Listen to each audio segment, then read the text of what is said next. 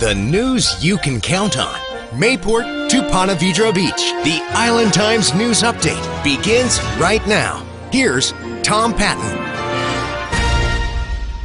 Welcome to the Island Times News Update. I'm Tom Patton.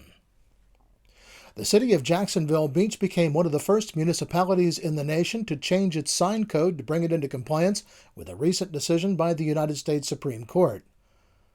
The court ruled in Reed versus the town of Gilbert, Arizona, that cities had to treat all temporary signs the same and that political signs could not be governed by different rules than directional signs. The Jacksonville Beach Sign Code passed 5 years ago treated political signs differently than signs that provide directions to events such as church services. The city hired attorney Bill Brinton from the Rogers Towers law firm to help it craft a revised code that wouldn't leave the city open to litigation over its signs. City Manager George Forbes said that the city can make rules concerning the size of signs and how many may be placed, but not the content. But the Supreme Court's made it very clear that we can't regulate what you put on the sign because of First Amendment rights, freedom of speech. Forbes said that the same concept applies to flags. For instance, the city can't legislate against flying the Confederate battle flag. Brinton said there are a few exceptions to that rule. Obscene language can be restricted, he said, but obscenity is normally regulated at the state level. Language that most would find offensive, however, is protected. He used the example of the Westboro Baptist Church, which often protests at funerals for U.S. military personnel. Most would find that speech offensive, he said, but it is protected. Some members of the public said the council should not rush to pass the revised sign ordinance and that the entire code should be reopened to address what some perceive as problems with the overall ordinance. But Mayor Charlie Latham said that this was not the time for that discussion. I'm willing to sit and listen and have public discussion about the pros and cons and make our residents available at that time as well, so that we can have public debate. And I actually encourage that we consider doing that after the holidays, and even better would be after the session, because it's going to be a busy time frame. But in the event that this does carry forward and is approved on the second reading, this isn't the end of the chapter. This is just getting us in compliance with a Supreme Court decision. And then we'll take a look at specific issues in our community from both sides of the story.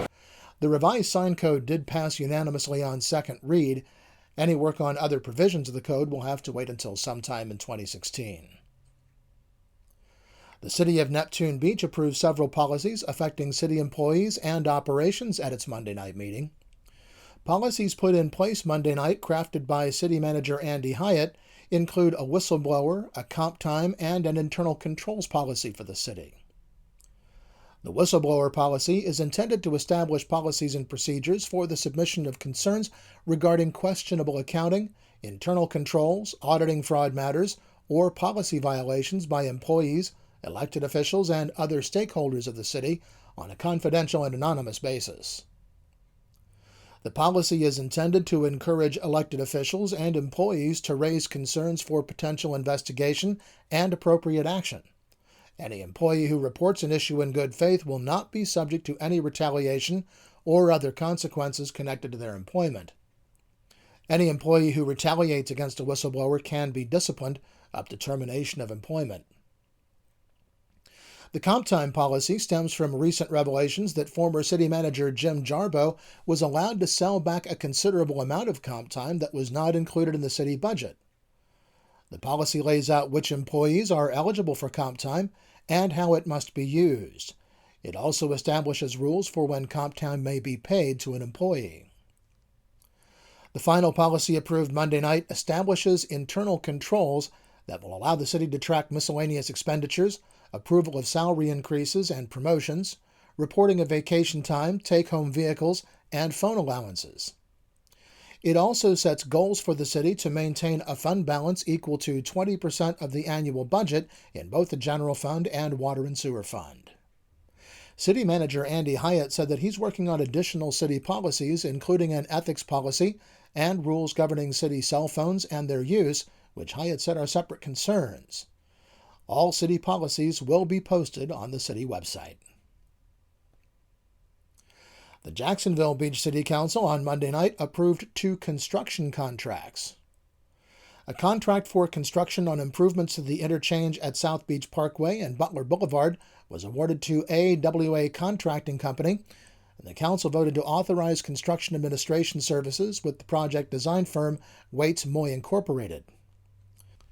The project will add a dedicated southbound turn lane on South Beach Parkway to carry traffic to Butler Boulevard and add dedicated turn lanes at the intersection with Jacksonville Drive.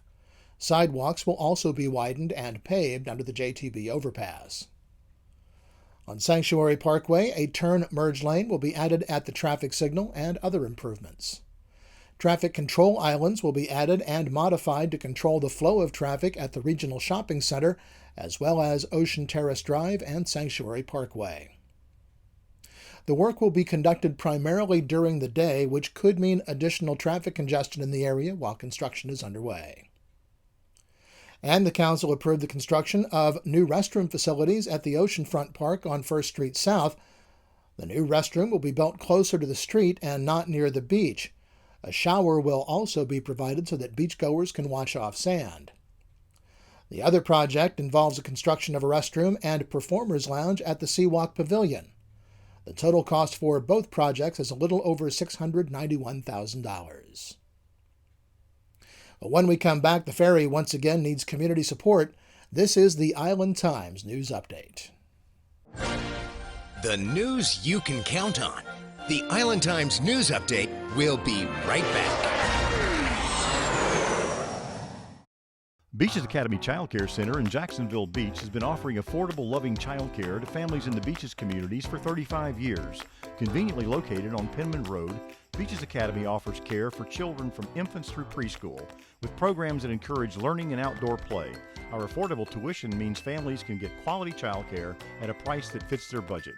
Contact Beaches Academy at 246-3885 and schedule a tour of our center. Beaches Academy, the child always comes first. Charlie's Tropic Heating and Air Conditioning in Atlantic Beach offers a full range of residential and commercial heating and air conditioning services, from new installation to replacement and remodeling. Charlie's Tropic Heating and Air Conditioning can keep your home comfortable year-round, and they offer preventive maintenance contracts to keep your system running at peak efficiency. Charlie's Tropic Heating and Air Conditioning is an authorized Bryant dealer and will service all brands. For year-round comfort in your home or business, contact the original Charlie's Tropic Heating and Air Conditioning at 241-1788. Welcome back to the Island Times News Update. I'm Tom Patton. The St. Johns River Ferry is again in need of support. JTA Government Affairs Officer Richard Clark sent an email to Neptune Beach Mayor Harriet Pruitt December 4th, asking her to sign a letter to the state of Florida that would be carried to the state legislature to assist the transportation agency in making its argument for state funding for the ferry. JTA is seeking funding to complete refurbishment of the landing slips on both sides of the river used by the ferry. But rather than send a letter, Mayor Pruitt determined that a resolution passed by the entire council would carry more weight than a letter signed by the mayor. If y'all don't feel y'all are comfortable with this, I'll be glad to write the letter, but I do think that this would go further. Would y'all support this resolution? Yes. Tonight? Yes. Richard? Yes. Okay. The resolution states that the City of Neptune Beach and the Neptune Beach City Council express strong support for the City of Jacksonville and the Jacksonville Transportation Authority to obtain state funds to support the ferry. It also points out that the ferry is a connection for State Route A1A, a state highway that serves the entire Northeast Florida corridor. Last year, the legislature had included $1 million in the state budget for the ferry, only to have it fall victim to Governor Rick Scott's line-item veto. At a special workshop meeting Monday, the Neptune Beach City Council will consider a resolution to issue a one-time 13th check to retired public safety officers in the city. The money would come from excess insurance premiums paid by residents of Neptune Beach. Retirees would receive an additional payment based on years of service to the city. They would range from just over $11,000 to about $350. The one-time payment includes those in the Deferred Retirement Option Plan. Neptune Beach will also consider on second read an ordinance preventing the sale of dogs and cats from puppy and kitten mills at local pet stores, should one ever open up in the city.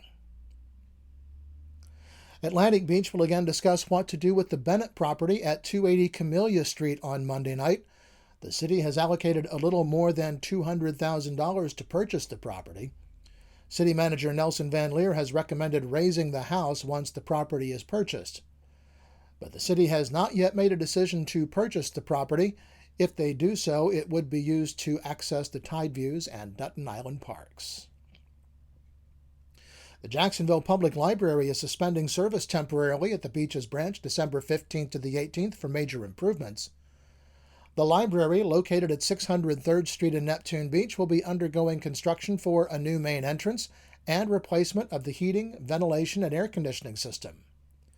The closure is necessary to ensure the safety and the accessibility of customers, as well as expediency of repairs during the process. Patrons who currently have materials on hold at the Beaches Library will have an additional 7 days to pick up those items after the library reopens, and the book drop will remain open during construction. Well, work is about to begin on the planting of over 100 sable palms along 1st Street in Neptune Beach. The landscape addition will help restore the historic look of the palm-lined streets and is part of a larger citywide beautification project.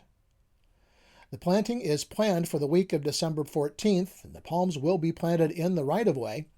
The Ishbrandt Beautification Committee says they'll work to ensure that properties retain views and will restore the disturbed right-of-way after the planting is completed.